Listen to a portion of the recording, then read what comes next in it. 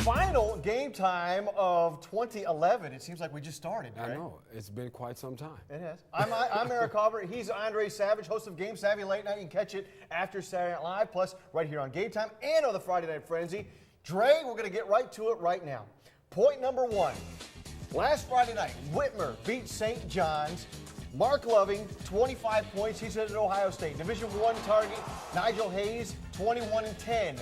Despite those numbers, you said on the Friday Night Frenzy, these guys had a bad game. Do you still feel that way? That's not what I said. I That's not what I said. Northwest Ohio. Okay. Can we make clear what I did say first? Good games from both young men. Okay. My problem is, why wouldn't you force these young men, or at least invite these young men, maybe persuade these young men to play a little bit closer to the basket more often? If I'm in high school, kids are not as talented as me, don't possess the abilities I have, I can play close to the basket and probably dunk on you 80% of the time while I'm doing it. Okay, so in summation, good game, just more post. That's all I want. Okay. A little toughness from both of them. Point number two. All right. Andre, you are the proud father of a beautiful young daughter. Thank you, sir. Let's say she's a good basketball player in high school. Let's say she's recruited by not just Bowling Green's Curt Miller, but by Tricia Cullop down at Toledo. If they come to you, who do you pick? Now that's tough. First of all, we're humbled. If that were to occur, we'd be exceptionally gracious in that situation. But I'm going Coach Cullop.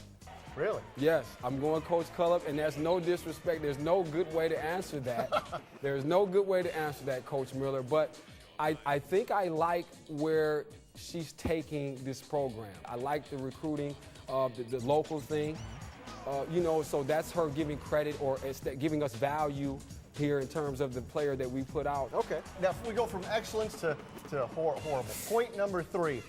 The Crosstown Basketbrawl. The Xavier Cincinnati game last weekend erupted in one of the worst brawls in college basketball history. A Xavier player in the press conference post-game said there are a bunch of gangsters on this team, not thugs. Like there's a difference. What do you make of this?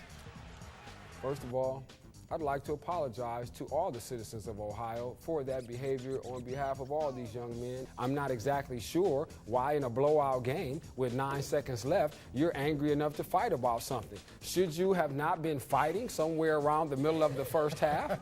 Perhaps early in the second half, you might want to cause some ruckus. I have a real problem with the whole thing. Xavier is a private university. You've got one of your representatives on national television saying we're gangsters. And like I said, I just didn't want to take it into that broad spectrum because we start to make social commentary. You hit one of ours and we'll get one of yours. This is not West Side Story. And I say that too because it's like a musical. You guys are tulipy with that nonsense. My guys, we're playing basketball, sir. I thought it was a non-contact sport, Eric. Well, it was the Musketeers and the Bearcats, not the Sharks. Right, and the Jets. the Musketeers. That's a perfect exit. All right. He's Andre Savage. I'm Eric Haubert. That was the final edition of Game Time for 2011. We will see you in 2012.